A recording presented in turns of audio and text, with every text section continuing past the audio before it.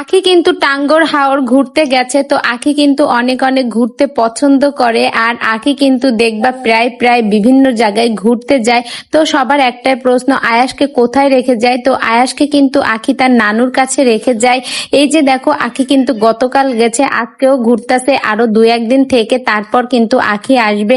এই এলাকাটা কিন্তু অনেক অনেক সুন্দর, যারা গেছো তারা জানো। এখানে কিন্তু দেখো পাহাড়ি এলাকা, অনেক ফাইন, এত সুন্দর।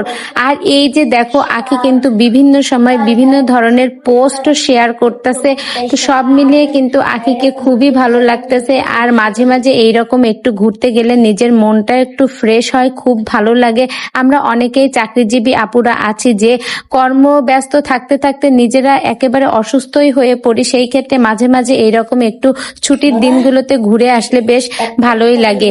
তো এই জায়গা কিন্তু ঘুরতে যাওয়ার জন্য খুবই ভালো, কাছাকাছি অল্প খরচে কিন্তু এই জায়গাটা ঘুরতে গেলে খোলামেলা নিরিবিলি পরিবেশ খুব ভালো হয়।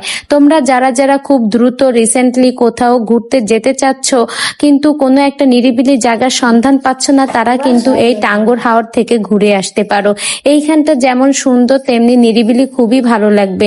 একটা সুন্দর পরিবেশে যদি মাঝে মাঝে ঘুরে আসা হয় তাহলে কিন্তু সবকিছুই ভালো লাগে। আবার কর্মব্যস্ত জীবনেও কিন্তু ফিরতে মন চায়, এই জন্য একটু ঘুরে আসা অনেক অনেক ভালো। দেখো আখি কিন্তু প্রায় ঘুরতে যায়, তো আখি যদি পারে তুমি কেন পারবে না? আখি দেখো কোন পরিবেশ থেকে আজ কোথায় এসে দাঁড়িয়েছে একটা ছেলেকে নিয়ে। তো আখি যদি এত সুন্দরভাবে ঘুরতে পারে, বেড়াতে পারে, তো তুমিও পারবে।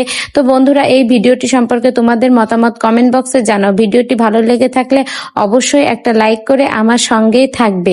আর টাঙ্গর হাওর কে কে গেছো সেটা কিন্তু কমেন্ট বক্সে লিখে যেতে ভুলবে না। আমার অনেক ইচ্ছা আছে একবার গিয়ে অন্তত ঘুরে আসবো। আমি আগে পরে কখনোই যাইনি, তবে এবার আখির যাওয়া দেখে আমারও একটু যেতে ইচ্ছা করছে।